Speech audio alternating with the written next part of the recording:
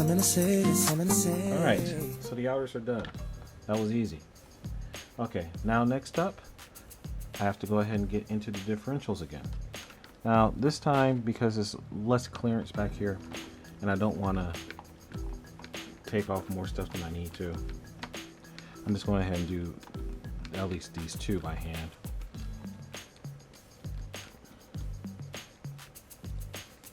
Alright, so that was out. One. And this is set up the same as in the front. You have the two lower retaining screws and the two uppers. And the ones up top are shorter than the ones down below.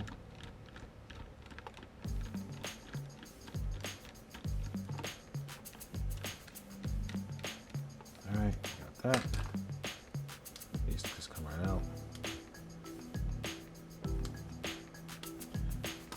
It's got like one more thread in there.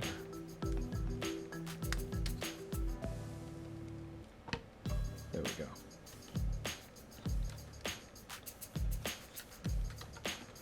Oh, what are you stuck on? There we go. Alright. Go away. Alright, so let me just go ahead and pull this one off. So I can pull the pins.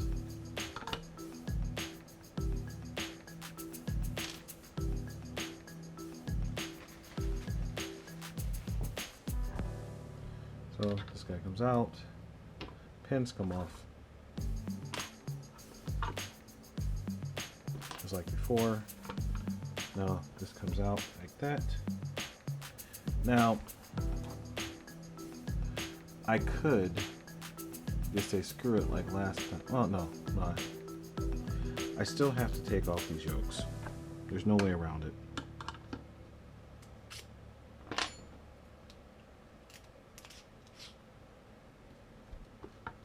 So there we go. Got a set screw in here. Set screw, stud, whatever you want to call it. Okay, this one pops off here. So I'm just going to pull it off and then put it right back in so I don't lose it. And just like last time, we'll take the opportunity to just go ahead and give a quick brushing of everything back here. Like I said, you don't get in here too often, so you might as well clean up a little bit while you're in here.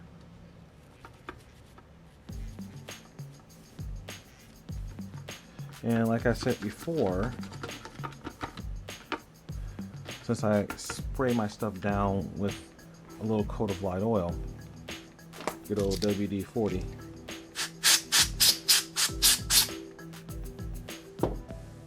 I'm going to have a little sheen of residue anyway.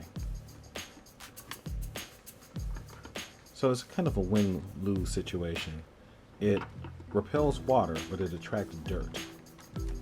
So you end up with this little, coating of grime on everything. But a little coating of grime is much better than rust on everything. So as you can see, the surfaces back here seem to be nice and corrosion free, which I'm pretty happy about, because like I said, Dizzy has had a pretty hard life. He wasn't always strictly on road.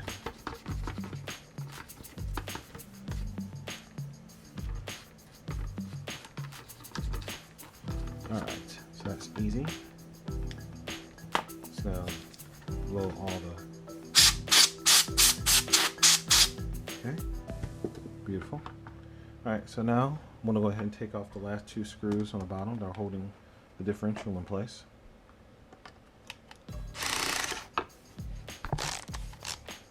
Get some more torque.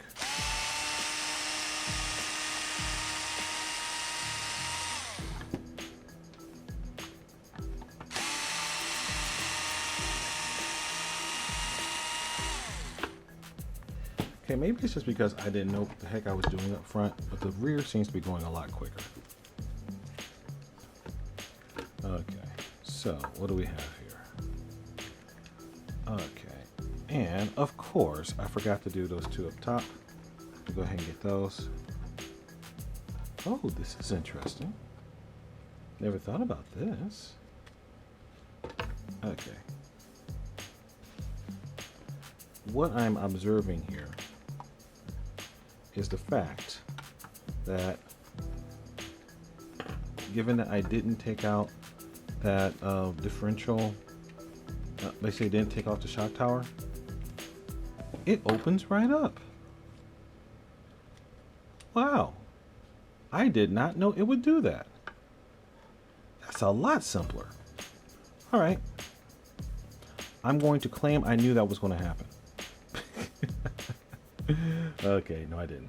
All right, so differential comes right out, and just like before, got the two on the sides, and now that I've decoded my little chart here, I can match up which ones are which ones later.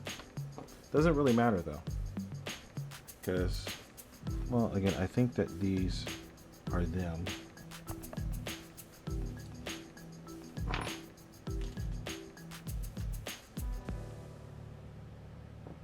So looking back over, what will we have?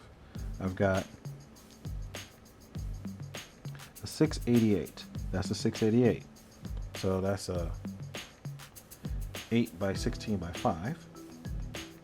And then I have a 701 and a 701. Where is the 701?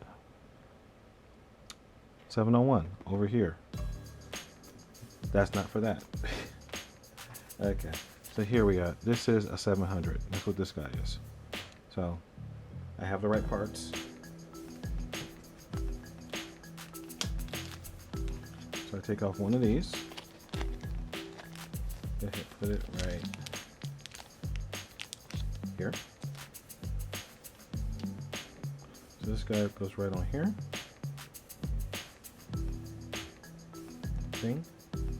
This guy goes right on here.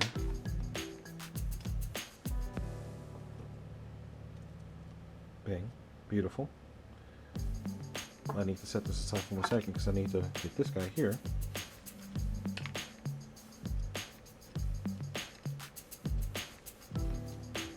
So this gear here is supported by this guy. And this guy, nice and crud coated, I believe is that 701 that we were just looking at. Yes, it is. So this guy, I'll just leave this in here. So 701. Now the first time I didn't really spend a whole lot of time trying to clean it off. I mean, I'm just going to use my little towel here and just get a little crud off of here because it looks like a little bit of water. It looks like a little bit of moisture got in there. It didn't seem to do anything, but there seemed to be a little bit of a mucky sheen there. So only takes a second.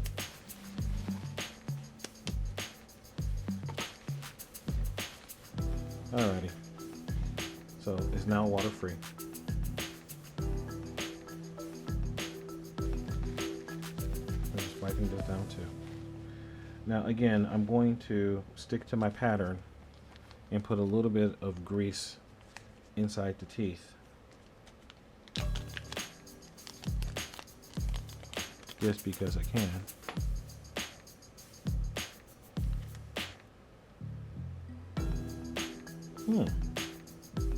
That's a washer. Did I forget to put a washer on one of these guys? Yeah, it sure looks like I did. Why didn't you guys tell me I forgot a washer?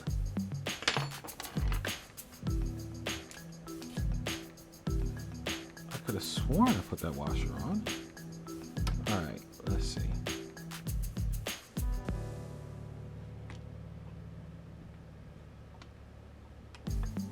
There's a washer there. Let's check the other side.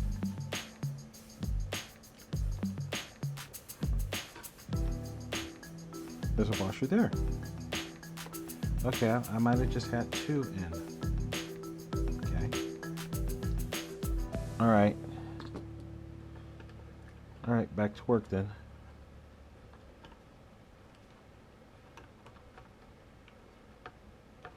Alright, let's snap this back in place. There we go. Snap this one back on.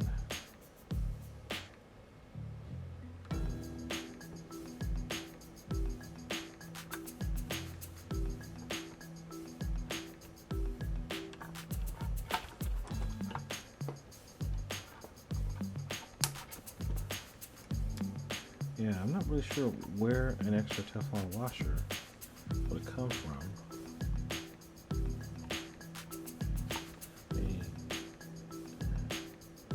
There's a little play in here. It's got me wondering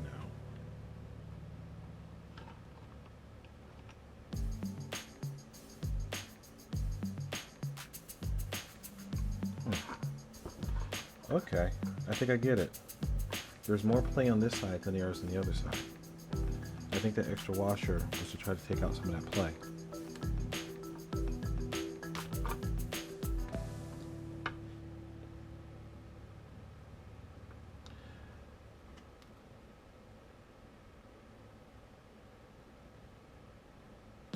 Well, even if it wasn't, that's what I'm going to use for it now, or use it for now. Alright. So there we go.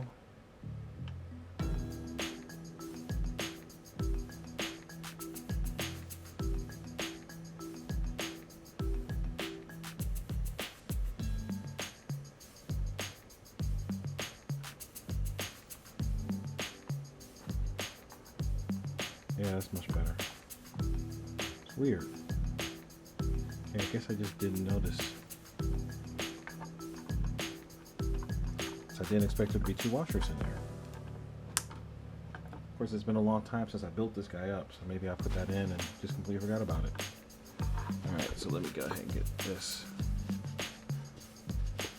wiped down. Some extra crud out of here.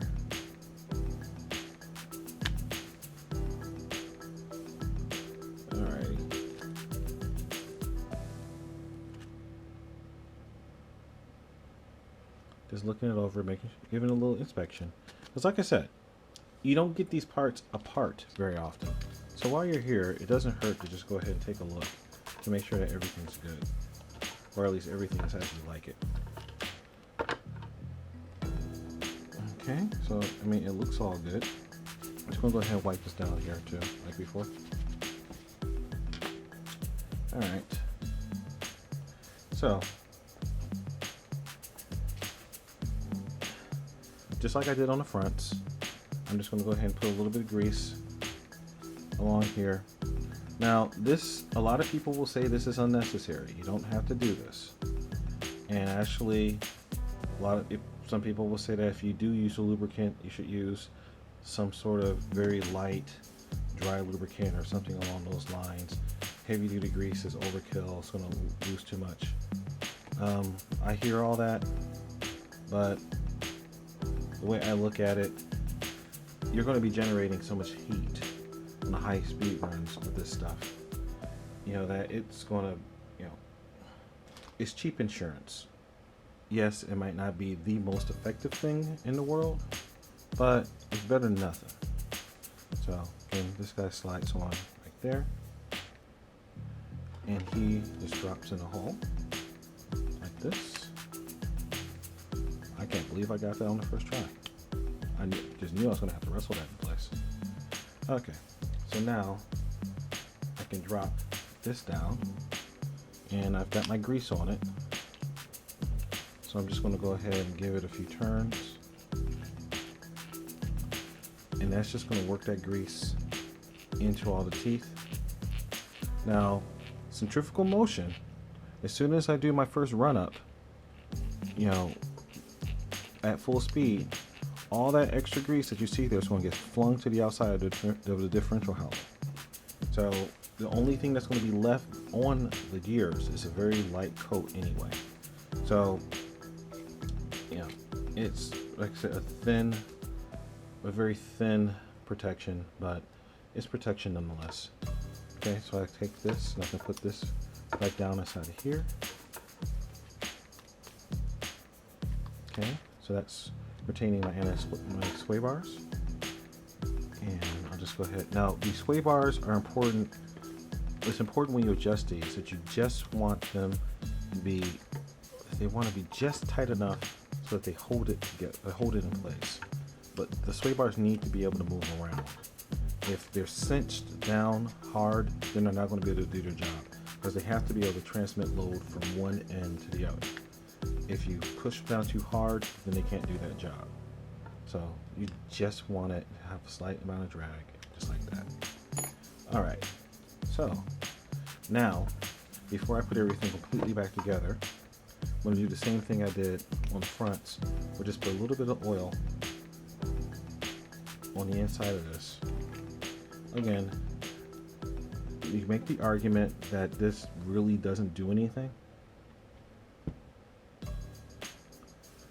you know, but just a slight coat of lubrication is just going to make this travel in and out better. And plus, remember, this is a this oil actually repels water, so that'll help keep water and dirt from getting down inside of here.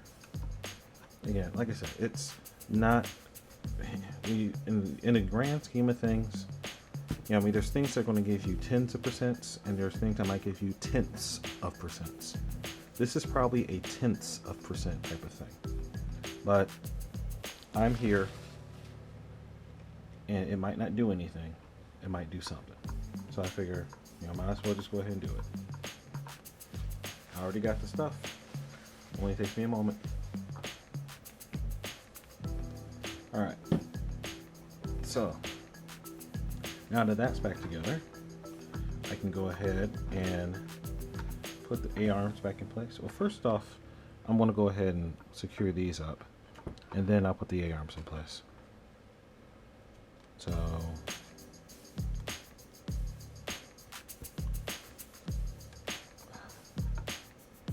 see if I can reach in here, turn this bad boy. There we go.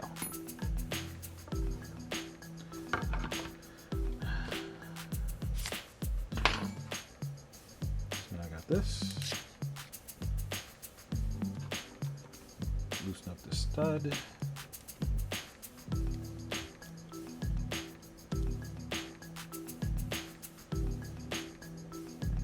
Now, while I've been lubricating things like crazy, you know, you could ask, why didn't I lubricate these little U-joints? And that's a good question. Why didn't I lubricate those U-joints? Well, I don't really think that it's going to make a huge difference, but then again, most of the stuff I've been doing today hasn't really probably been making a huge amount of difference. But the nice thing about these little U-joints is that they're easily accessible. So I can just get in there and put a couple little drops of oil on it. And, you know, it'd be a very simple thing to do. Actually, let me, before I go on to the next ones, I'm just going to go ahead and put the retaining screws in just to hold the two halves of the differential together. So had I been thinking, I probably could have done this exact same thing on the fronts. So to keep the shock towers and everything together and not having to completely disassemble that front part of the differential. So next time I tear apart the front, I'll try doing it that way and I'll report back to you. How's that? And again, bolt screws turn a lot better if you actually use the right size one. Now, just as an aside,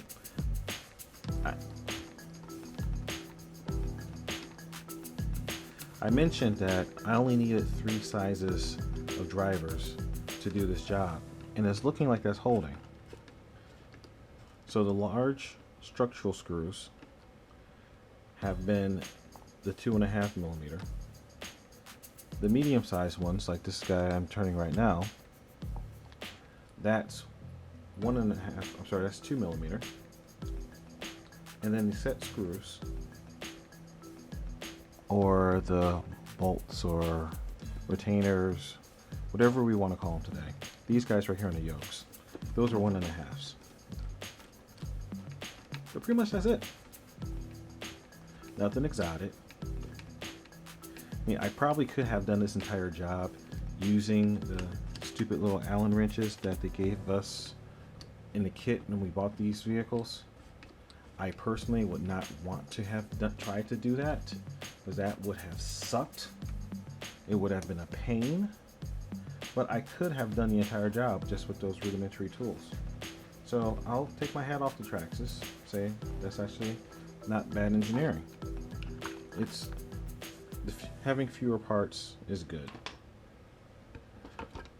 but I'll just say to the viewers out there,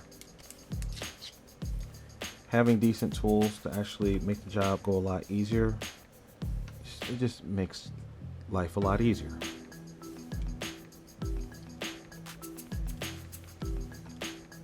Okay, comes right out.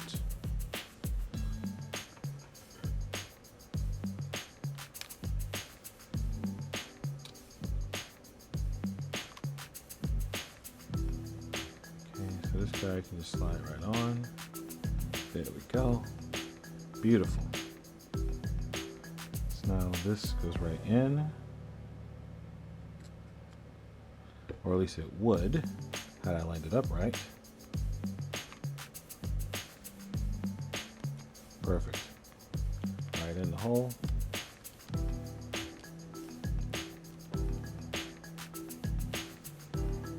Beautiful. Okay. Just double check both sides.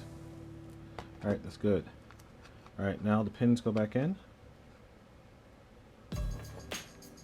Here's one.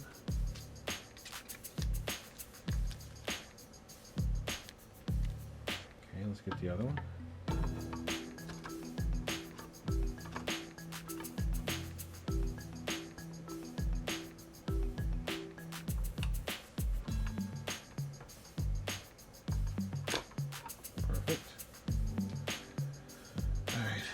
Let me go ahead and get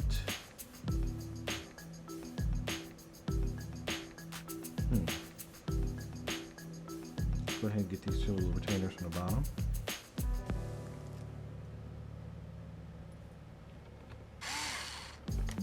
Turn the torque so that it's a nice little setting. There we go.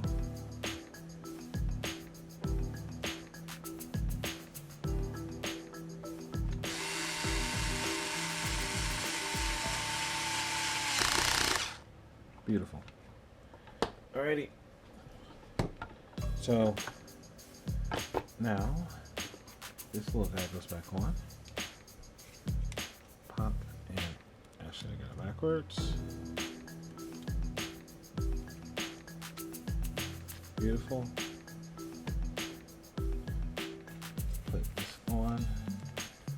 Just kind of hold it in place.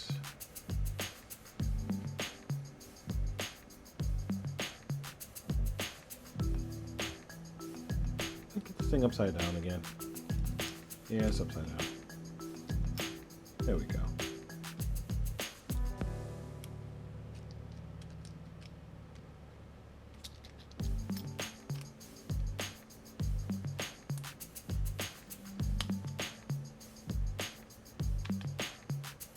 Okay.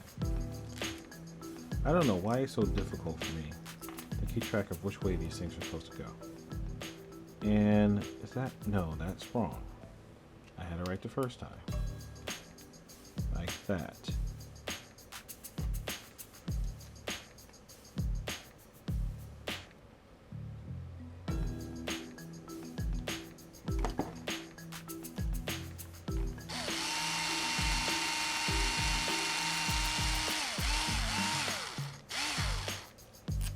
Or not.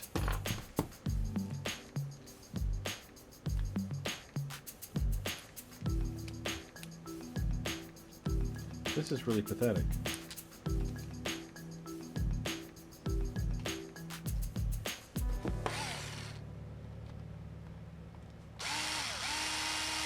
Okay, that doesn't look right either.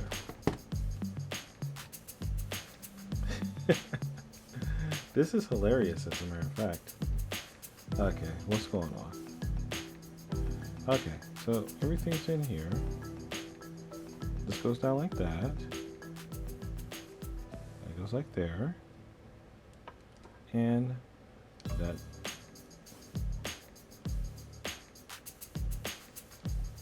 And that's it. Okay, so I just had it.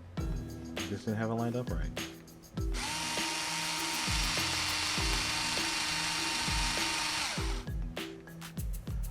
Okay. That's bad. Okay. So, this is a completed rear clip with the ceramic bearings in place. Alright, so this might not have been textbook Traxxas, you know, exactly how you are supposed to do each of these things, but everything is assembled and it works. So, I'm not going to really shake a stick at it. So next up, I'm just going to, next video, I'm going to put everything back together and, you know, just kind of show how it all, oh, I almost forgot. Slipper clutch. Now this guy right here does look like it's got water. So if you look at it closely, you can see that there's like mud on it. And that's because the slipper clutch is probably one of, this particular bearing is in one of the most exposed parts of the RC, you know, so it's more open to the elements. So again, it did have a good amount of crud on it, but, and it's got crud on both sides, but because I already had it coated with water repellent grease, you know, there's no actual corrosion on it, and the bearing motion feels nice and smooth, very smooth actually. It feels really good. So that one is the last one, and that's the 700, just like before.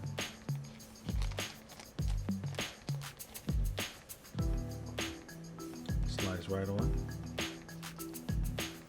right here. So let's go ahead and grab the chassis again.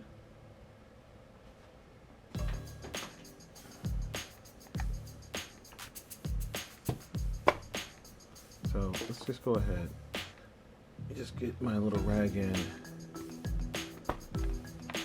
I'll flip it upside down so you can see better. Okay. So you can see got a lot of crud in there. This is mainly, there's a lot of grease in here, but that's kind of on design because I want it, you know, it's a water repellent grease. So if everything in here is coated with water repellent grease, when water gets in, it gets repelled. So that's actually kind of a protection mechanism. So yeah, so everything's pretty good in here now. So this slipper, and I should say this pinion, actually this is a spur. The spur and the pinion have been really well coated and burned in with a good coat of grease that's, well, for the most part burned off.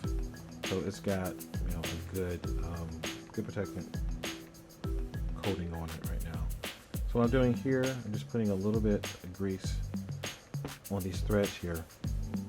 And this is, again, to repel water, but also the way that the Traxxas design goes, you have the dry shaft and this just kind of slides down the side of it.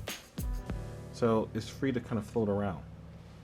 Now, it's locked in place, so it's not really moving a whole lot, but there is some in and out motion just because. So anytime that there's metal pieces moving together in motion, and actually anytime you have dissimilar metals, because the dry shaft is aluminum and this is made out of steel. Now I just like to have a lubricant there so that because when you have the similar metals next to each other, that actually breeds corrosion. Because kind of go back into some physics on you. Of course, this channel is called RC Physics, so you should expect that by now. But to break into some physics, corrosion is actually an electronic process. You know, it's spurred by electric action in the ions, or I should say in the valence shells of atoms, where they want to ionize, and they want to basically they want to react to stuff. And we have two different types of metals next to each other. They want to react that much more. So having a lubricant, having something there that kind of helps the anti-corrosion factor, you know, it's just a nice thing. All right, so now you see slipper clutch is back in place.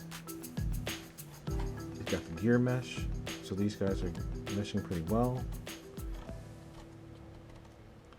So you've got a good amount of lubricant already in the gears, so that they have a nice smooth motion. You don't hear any sound going through, just the motor clicking along. So that's all pretty good. So the next video, I'm actually going to put everything back together, and then I'm just going to do a really quick just run up, just to make sure that everything seems to be acting okay, and then just then finally I'll have another video where I benchmark the new bearings, and then I crunch the numbers, and I'll be able to tell, you know, which ones reign supreme. Oh god, I sound like Iron Chef. No, but seriously, I'll be able to go in and crunch the numbers and do some good calculations and see if my numbers indicate that the metal bearings, sorry, the ceramic bearings, actually do anything differently than ceramic. Sorry, let me say that one more time. I can go in and I can crunch some numbers, and I can see if the ceramic bearings are actually any more efficient than the steel ball bearings that come out of stock. I mean, because honestly, like I said, the stock bearings, they do a pretty good job. So I have a feeling the ceramics probably do a better job, but we will see. All right, guys. Remember, as always, to like, comment, and subscribe. Don't forget to check me out on Facebook. You see the link below.